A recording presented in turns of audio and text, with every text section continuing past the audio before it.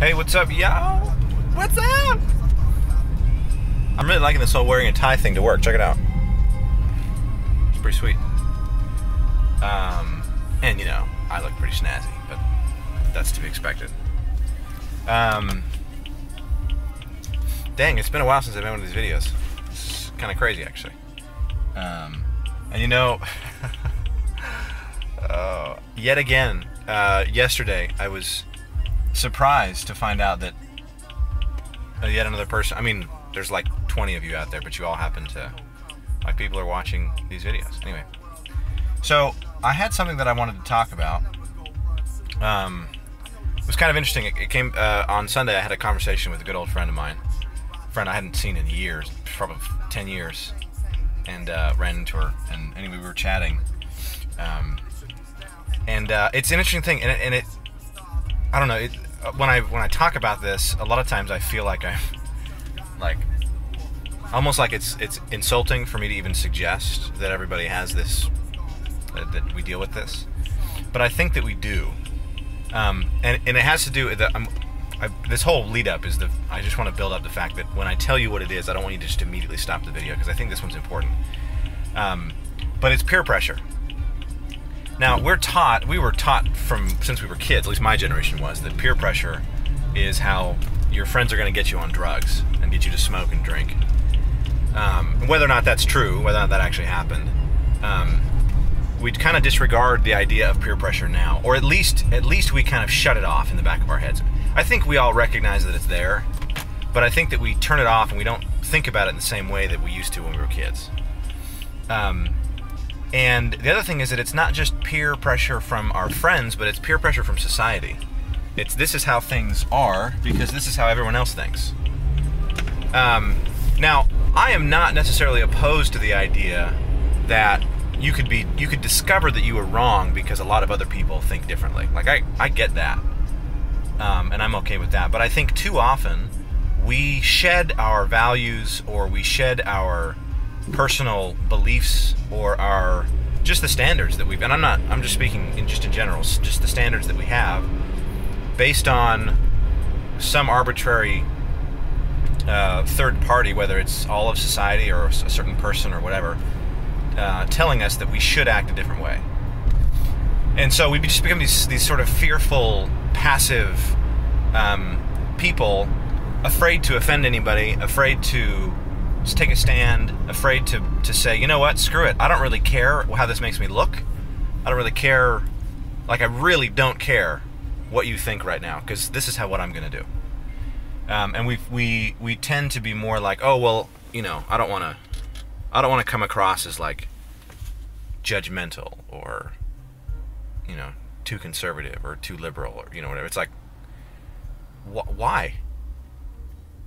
You know, why do you not? Why is that so important? Why is it more important for you to be X, Y, Z? I think, personally, my own personal thought on this, and I don't have kids, so those of you that have kids are thinking, yeah, what does this kid know? I do have I come from a very large family, and I do have all of my older siblings all have kids, so I'm around kids, but I've never raised kids, I'll put it that way. But what I see happening in the world today is more and more children are taking the power from their parents. Parents are afraid kind of to say no to their kids, and it's not like parents are afraid to discipline their kids. That, I think, is still around, they're still sort of there. I mean, I think parents are wussies about disciplining their kids now, but whatever. What I think what I'm talking about, what I think the problem is the standard thing. So parents are more afraid to enforce standards with their children because of the peer pressure of either the children's friends or the children's parents, or just society in general. So we're not allowed to teach our children to hold to certain standards. The standards themselves are completely arbitrary. I want that to be very clear. I'm not saying that like a certain set of standards are better than a different set of standards. What I'm saying is, maybe when you all growing up, you didn't watch TV. So this is actually a great example, because this is me. So you didn't watch TV growing up as a kid, and you, for some odd reason, see the value in that, and so you decide with your kids that TV is not going to be a thing that they do, or video games, right? You just don't want your kids to be addicted to video games, and so you just don't do it. You have other activities. You're willing to put money towards other activities, but not necessarily video games. Well, what if you have a son and all of his friends are video game players, right? And so, and his parents, his friends' parents are all about giving him video games to play. Oh yeah, we just let him play video games because it keeps him entertained, keeps him busy. It's better than X, whatever. And so a lot of times parents will cave, and they'll let go of the standard for the sake of somebody else's feelings, somebody else's this, somebody else's that, and even their kids' feelings. We give way too much stock to the feelings of a 12-year-old. Do you remember when you were 12? Do you remember how much you knew about the world and how much your emotions cared? Or mattered? Sorry, not cared. How much anybody cared about what you felt about? Zero. As a 12-year-old, 12-year-old children are leeches to society. That's what they are.